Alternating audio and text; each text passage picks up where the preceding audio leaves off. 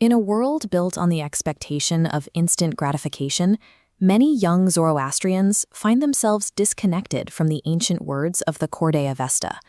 When the core meaning of these texts gets lost in translation, the natural enthusiasm for daily prayer quickly fades.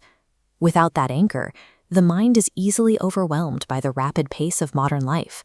This spiritual vacuum leaves a person exposed.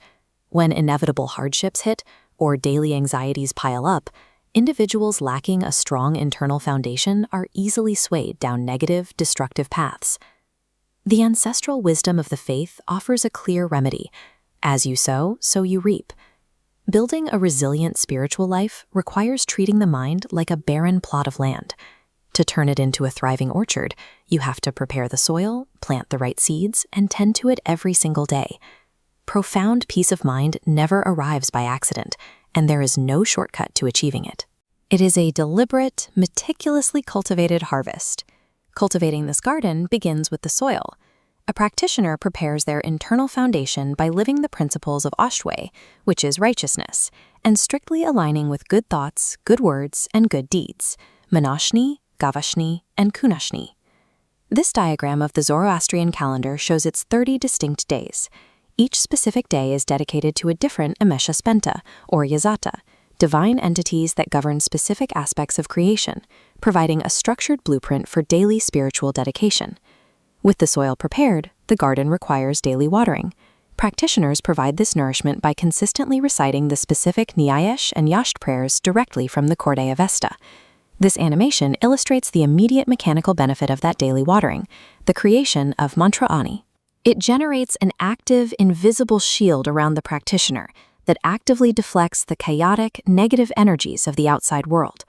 Committing to this routine creates the vital first layer of active spiritual defense, keeping the mind secure against external turbulence. Beyond water, a robust garden requires highly specific nutrients. In Zoroastrian practice, this deep nourishment comes from reciting the 101 distinct names of the Creator, Dadar Ahura Mazda.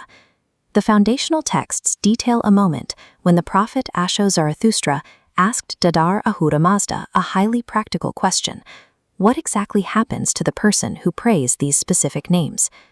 The Creator's answer reveals that this recitation is actually a precise spiritual technology designed to trigger an internal reaction within the practitioner. This diagram shows the direct internal result. Reciting these names continuously increases a person's antargyan. Their inner knowledge, wisdom, and spiritual intuition expand outward from the core of their mind. By directly invoking the specific attributes of the Creator, practitioners feed their soul the exact spiritual nutrients required to deepen their divine connection and see their most noble desires fulfilled. After months and years of relentless dedication to preparing the soil, watering, and feeding, the spiritual garden finally explodes into bloom. The fruits of this harvest are entirely tangible. The soul, or Ravan, reaches a state of true elevation. Practitioners achieve a profound mental peace that often manifests physically as a calm, visible glow on their faces. Because the garden is now thriving, it naturally starves the spiritual weeds. Destructive impulses like uncontrollable anger, lust, deep-seated jealousy, and the desire for revenge are completely choked out by the blooming flowers. Like a physical garden, the rewards of this work cannot be contained by walls. The fragrance of that hard-won inner peace drifts outward, lifting the spirits of family members, strengthening the local community, and securing stability across entire generations. Daily, deliberate devotion guarantees that the divine blessings of Dadar Ahura Mazda, the vibrant flowers of Manthravani, will bloom endlessly in your life. Amen, amen, amen.